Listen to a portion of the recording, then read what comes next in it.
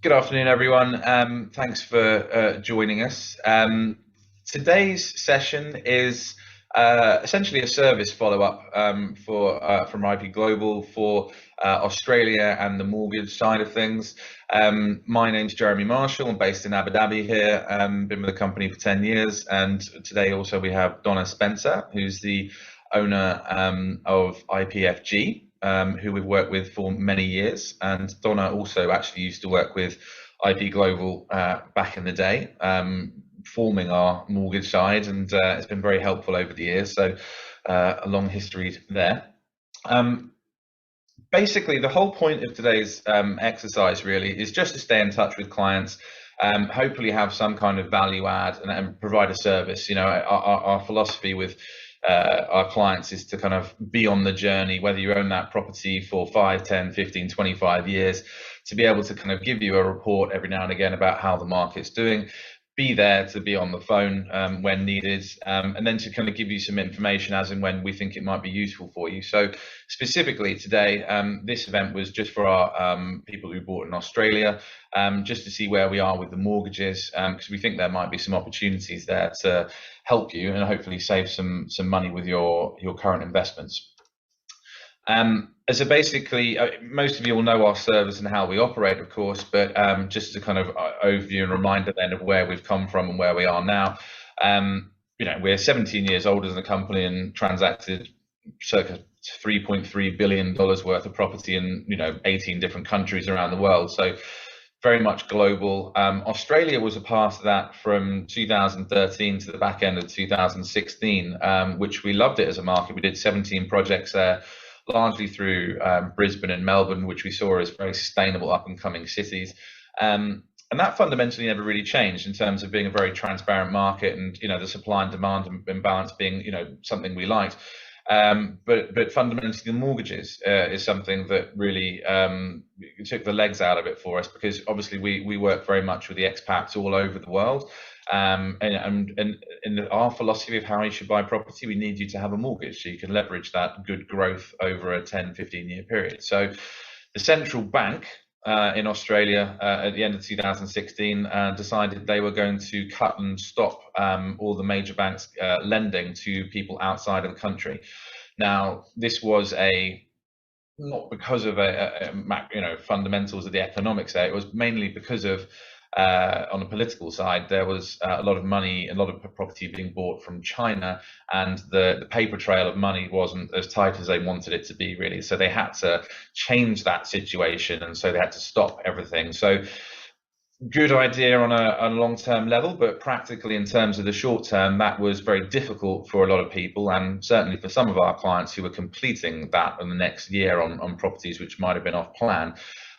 So that the banks which we had lined up were suddenly no longer there. So it's something which we, by hook and by crook, and actually 99% of that was directly down to Donna. We managed to find alternative lenders, which I can imagine, Donna, was a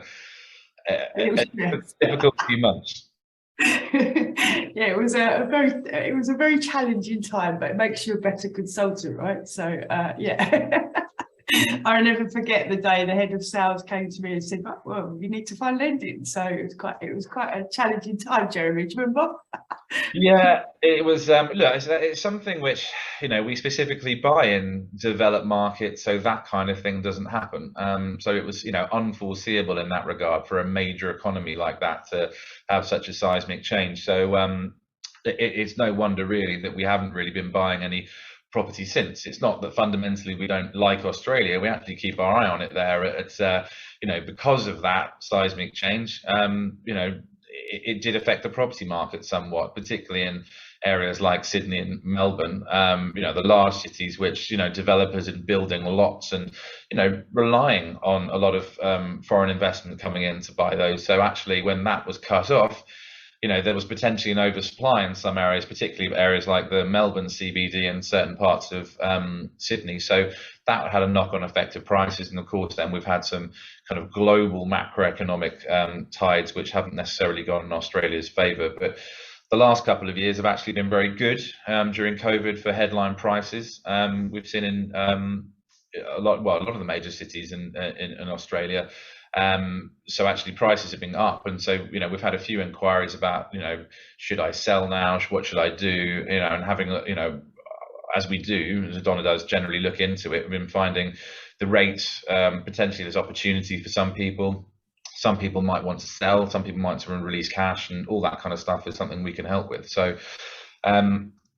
so Donna, do you want to give a background specifically about the mortgages and what we're talking about at the moment? Yeah, so how this came about, a very old client had approached us and said, they'd taken a mortgage back in 2016, and then their mortgage with La Trobe, which was the bank that came in and helped out many of IP Global's clients when there was just no lending in the market, came in, we found them, and we managed to get many clients mortgages where we really didn't think that we would be able to do that. So we found the solution. Although in any market where it's a little bit unstable, normally if you're then going to be looking for that kind of product, it's usually at a higher rate. And they were only available on variable products. It wasn't a fixed product that they were giving to the clients. So a client came to IP Global and we spoke, and they said, is there any Australian lending? And that just so happens that we deal with a few Australian banks that do lending into various other markets, UK being one of them. So I went to their head of product and said, what can we do? So on that journey, what transpires with a lot of clients that had gone on to the La Trobe product when they were buying the properties in Melbourne and in Sydney, their products were going up and up and up, and some of their products were up to like 11.5%. And that's mainly down to the Reserve Bank of Australia and how much that's increased since 2022. And these predictions further increases. So looking into that market, we then found some products that were available to your clients that were buying investment properties from all over the world.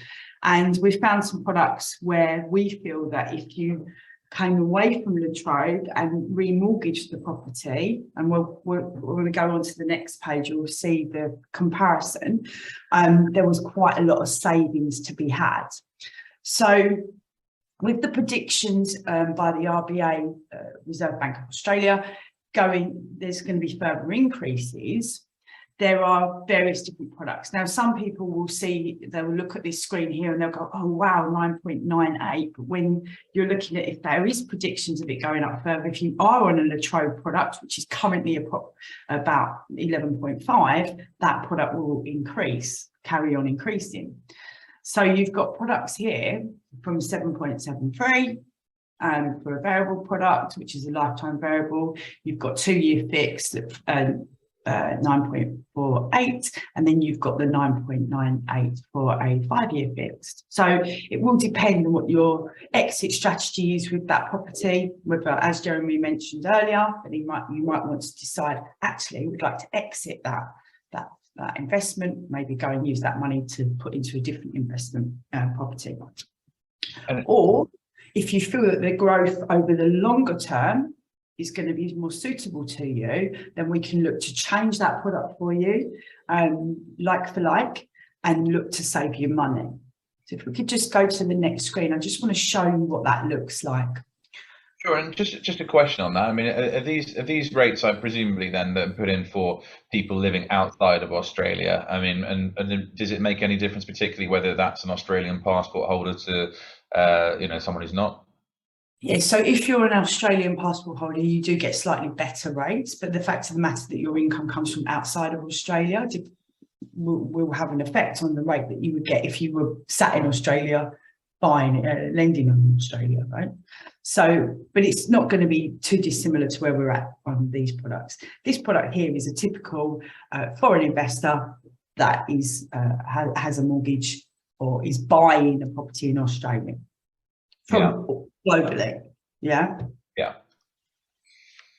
So we had a foreign national, actually a European client who lives in the UAE, and they bought an investment property in Melbourne. Their current deal with La Trobe was at 11.34.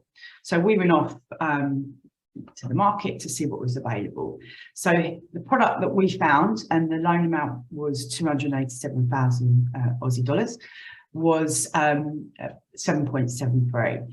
So the savings that we made, and at that point, he wanted to save money on that, you know, at the end of the day, it was just going up and up and up. So we managed to save him 879.39 Aussie dollars a month.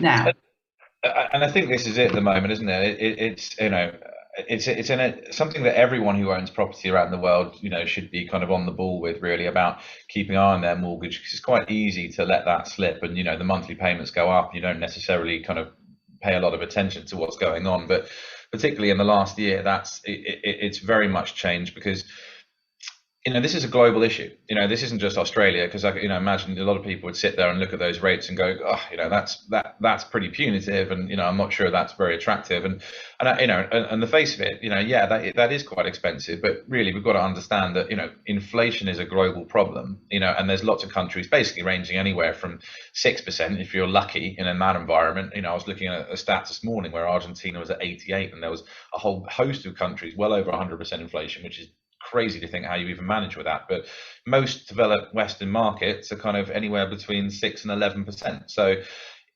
all governments need to try very hard and relatively quickly to get that under control. And so that previous slide, which we saw, you know, an aggressive raise of the central bank's base rate from, what was it, 0.25? 0.1. It was 0.1 all the way up to that. So in April 2022, the Reserve Bank of Australia was at 0.1, and that's now up at 3.6. Yeah, within 1 year. So that probably happened over multiple steps of raising it, and that is a fairly big shock to the system for most people, in terms, you know, unless you're purely just saving and, you know, having that in. But yeah, I think what we've got to understand is this isn't a forever rate. You know, like as inflation gets curbed, you know, like governments get aggressive, everyone kind of suffers for the near term for 18 months to 2 years. But you know, inflation coming down is vitally important for everyone's success in the long term. So what will happen? You're really spot on there, Jeremy, though, because I mean, even if you look at various markets that you're in, right, when you start to read the news, and it is, and media's, it can be a great tool, but it can be a quite scary tool as well, right? So you start, I mean, I have to read 20 odd articles a day of different various mortgage strategies and so on and so forth. But you start to pull away the nonsense and get to the point. There's probably one line in there that actually makes a lot of sense, and it is true to fact, right? But an example of a client last week, I saw her, I hadn't seen her for ages, she's a really good friend of mine. She said, oh, I've got this mortgage in the UK, and she said, oh, I'm paying this. And I said, well, okay, well, Karen will have a look at that. So Karen looked at it, and she's managed to save her like £473 a month. And it literally, she did a product transfer. So we have access to the lender, we just go in, we changed it.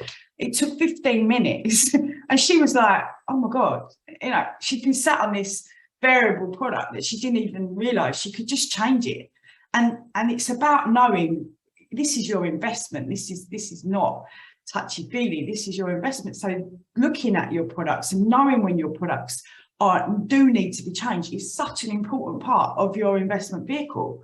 And it's not, as you just rightly said, it's not just Australia. You need to look at in any market that you're in, and a lot of your clients are very global in the markets that they've invested in. It's such a good idea to know, you know, is my product got an early repayment charge? Can I come out of that? What is available on the market? That is so key when you are looking to invest in various different global markets. And you've got to think about the viable alternatives as well, because, you know, you're fine. You could be talking about, right, well, let's get the cash out then and, you know, do something else with it. But at the moment, obviously, holding in cash is not viable at all, because you're likely to be losing 10% value on that each year. You know, the stock market is, you know, for the brave. You know, obviously there's opportunities there, but you know, it's up and down at the moment. And, you know, but maybe government bonds, but that's still, you know, below inflationary rate. So you've got to consider then, you know, this is still an asset which is giving you a rental income, and rents most markets at the moment are rising fairly steadily, because a lot of the additions are being passed on to the tenants, so rents everywhere are going up. So if your rent is anywhere near covering your charges at the moment, actually having a physical asset which is holding its value is better than having money in the bank which is losing all its value. So even if these rates can look relatively scary at face value, I think you've got to do the maths and figure out actually safety first, and having money in a physical asset which isn't going anywhere can actually be a real saver in times like this. So it doesn't suit everyone, particularly in some of the places in Melbourne which have gone up, in the last couple of years. It might be a time to say, right, well, get out and you've made a little bit of profit, and you can move it elsewhere. It's certainly more complicated than just seeing a headline interest rate and deciding whether that's attractive or not. Absolutely. I mean, it's 879 Aussie dollars a month saving. He's not going to say, oh yeah, don't worry about that. At the end of the day, the figures speak for themselves. Yeah, and if you're holding a property for 10 or 15 years, this is the highest it's likely to be. We have been in the lowest interest rate environment in history in the last over the last 10 years in various markets. So we've probably been more lucky than we possibly imagined. So I think the new norm will end up being slightly higher than it was, but right now it's way higher than it will be. I think is probably my take on this. But yeah, so do you want to cover a little bit about process? I mean, what does it take? How long would it be for someone to change their mortgage product? So first and foremost, I suggest jumping on a call with one of our advisors. So we've got Max and Karen that look after IP Global, and they will jump on a call with you and take through your details.